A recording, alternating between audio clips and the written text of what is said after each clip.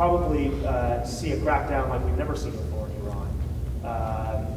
There would be no room for dissent. And this struggle for democracy that within Iran has been around for the past century and through various iterations has had success and had difficulty would be completely demolished. And the hardliners in Iran would have immense maneuverability to basically consolidate power. All of this would do is create a future with Iran that would guarantee conflict furthermore, and I don't see how this ends without that scenario that I laid out at the beginning of total war with Iran. So I guess I'll leave it there. I think it's worthwhile to talk about what are the realistic options here and to really discuss what are the political factors domestically in the United States that are preventing that may be preventing the United States from pursuing an agreement that ensures that we achieve our actual goal, which is preventing a nuclear armed Iran, rather than a goal of Iran without an enrichment program or a war with Iran. Thank you.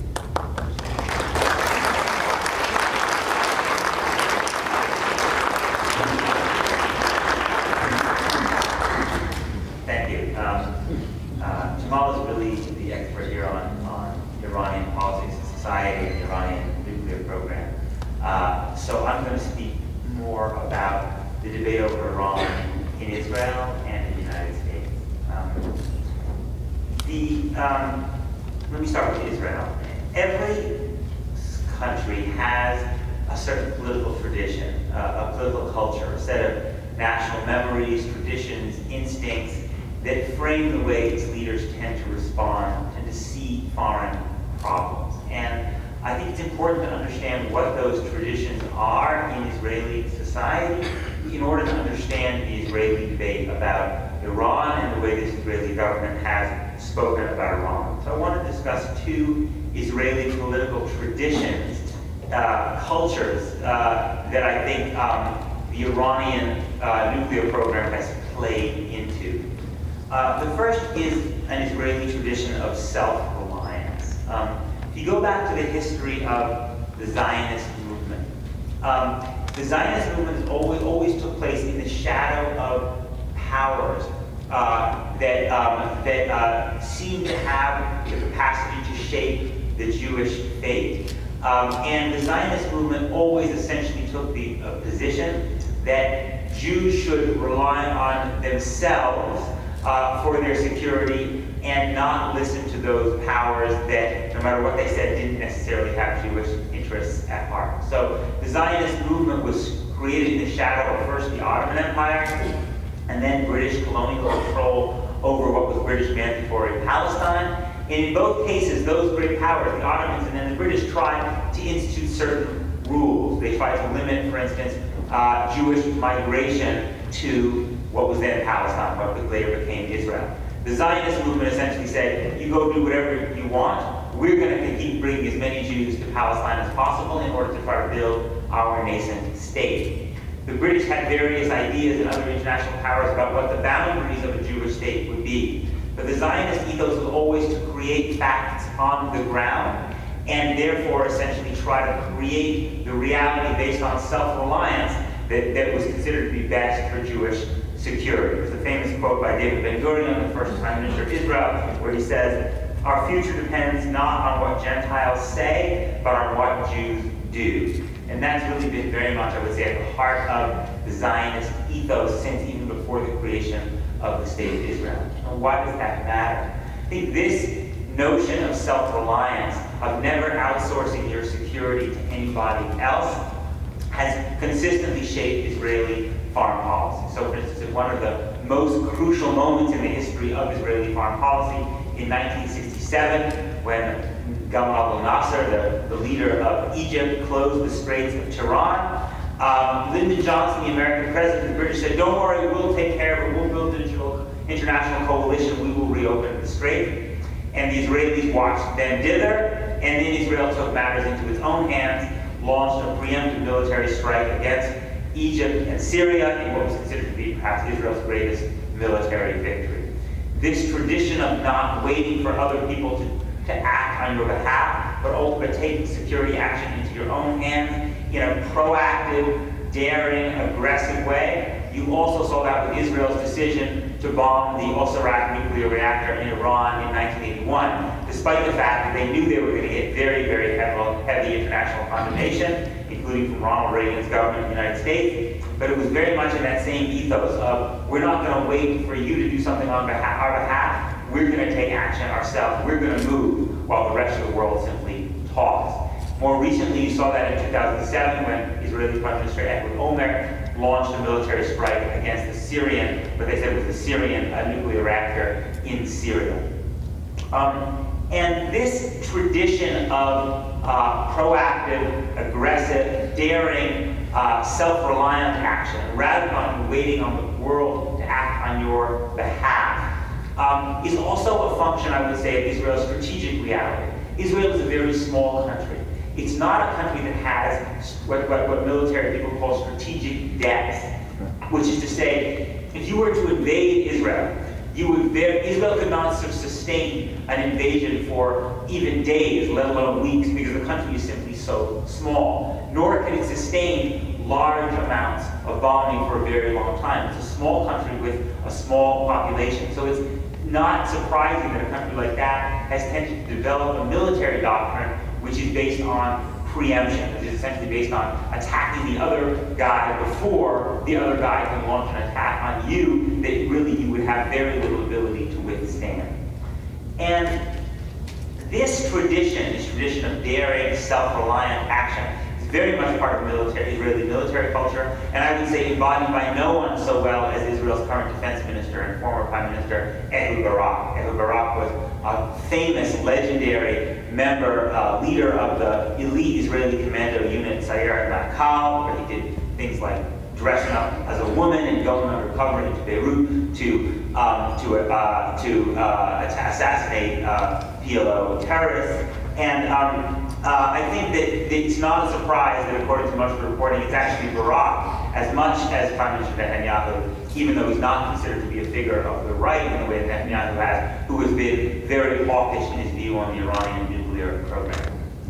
The second Israeli memory, political tradition, political instinct that I think frames this discussion for Israel is, of course, the Holocaust, and the tendency for Israeli leaders and Israeli commentators to describe foreign threats in exterminationist terms, a language that has particular resonance for a Jewish society that was created in the shadow of the Holocaust. Menachem Begin, Israel's prime minister in the 1980s, was continually referring to Yasser Arafat as the next Adolf Hitler. And when Begin launched that military attack at Osirak, the one that in some ways is for some people a kind of model of what Israel might do in Iran, there's a daring, preemptive, or preventive action, even though the world didn't like it, Begin said explicitly, we did this to prevent a second Holocaust that might occur if Iraq got a nuclear weapon. And I would say, if Ehud Barak embodies this tradition of daring, preemptive military action, Benjamin Netanyahu, Israel's prime minister, really epitomizes this tradition of seeing foreign threats in the tradition of the Holocaust.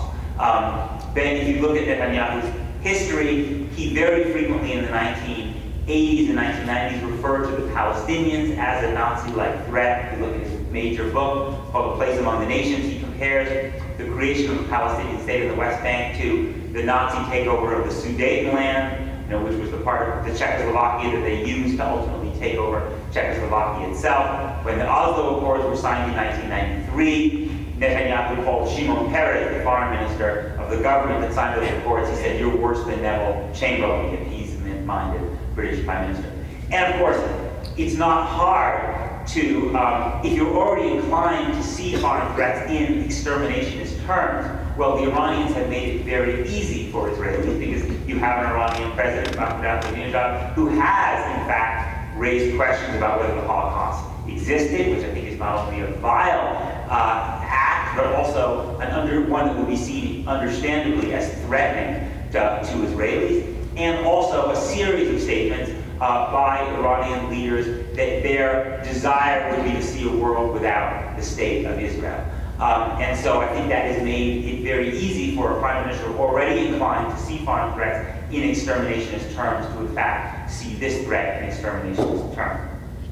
There's actually an interesting dichotomy, I would say, between Barak and Netanyahu, which is that Barak, although he is considered to be very hawkish on the idea of military action, is much less apt than Netanyahu to describe the Iranian program in existential terms, in annihilationist terms. Barak is actually on record as saying, I don't think the Iranian nuclear weapons program represents an existential threat to the state of Israel. I'm just very concerned that it would represent a power shift against the state of Israel, which would embolden Iran's allies like Hezbollah and threaten us.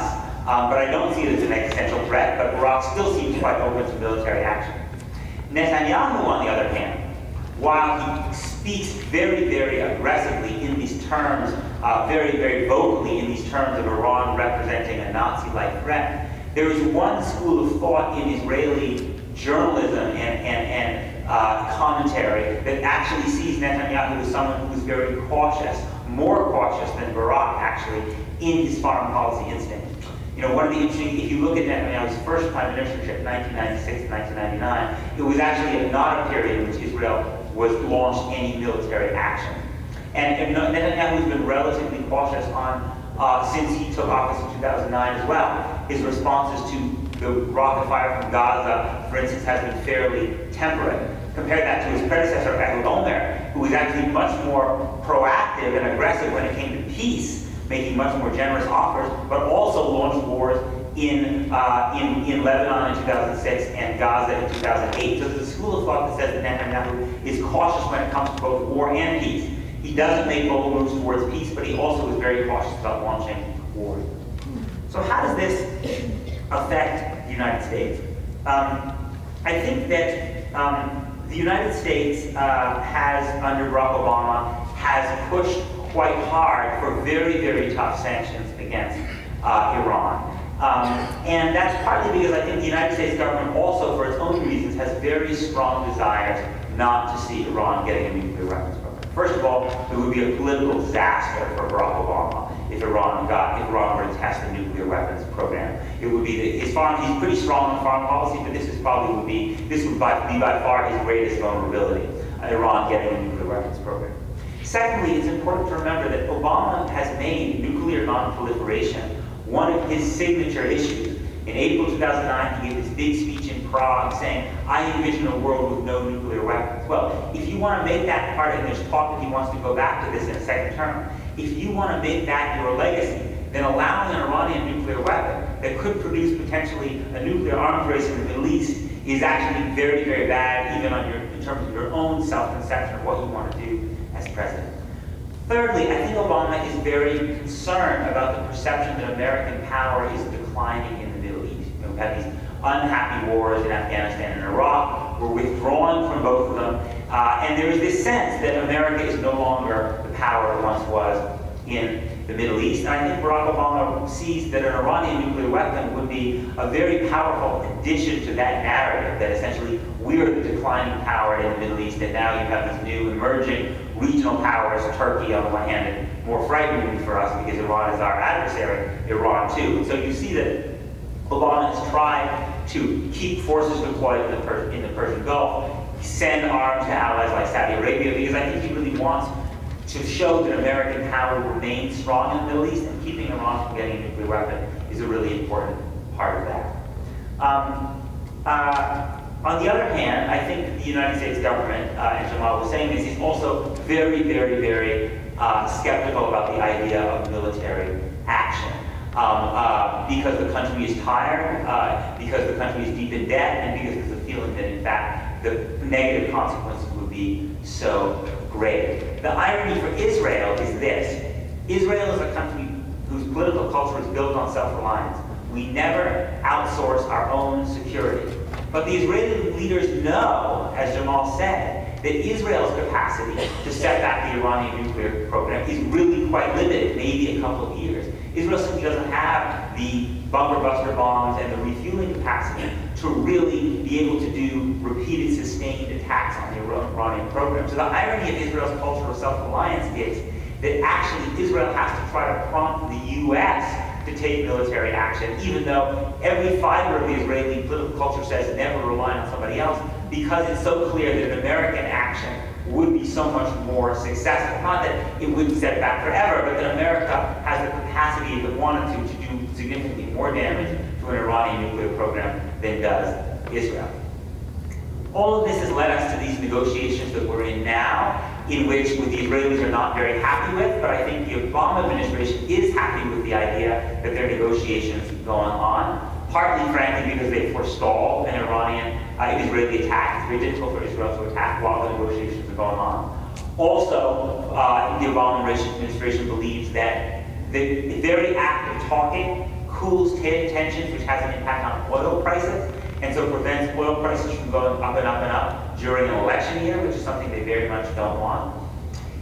The likely terms of a deal, as Jamal said, would probably allow Iran to keep some enriched uranium, and therefore I think it would be politically challenging in the United States to get that through a Republican Congress, especially since the Israelis might take a dim view, which is another reason I think the Obama administration has for not being particularly interested in cutting that deal during the election. But I think the problem that the Obama administration would have even after an election, if they wanted to cut this deal, is this. The Iranians are clearly developing a nuclear weapon, at least in part, and I'll close with this, at least in part because for deterrence, right? The Supreme Leader, Ayatollah Khamenei, has said, the countries that didn't have nuclear weapons, like Libya and Iraq, you know what happened to them? They got overthrown. The countries that did have nuclear weapons, like North Korea and Pakistan, well, America treats them with kid gloves. We want to be in that latter category because that provides us protection. So the problem then for the Obama administration is if you're going to cut a deal with Iran to keep it from getting a nuclear weapon, you have to address its perception of threat from the United States, which is essentially you have to in some way signal to the Iranians, you know what, you don't need a nuclear weapon because we're not going to overthrow you. But here's the irony, and this seems to be one of the biggest problems for cutting a deal. If the U.S. and Iran overcome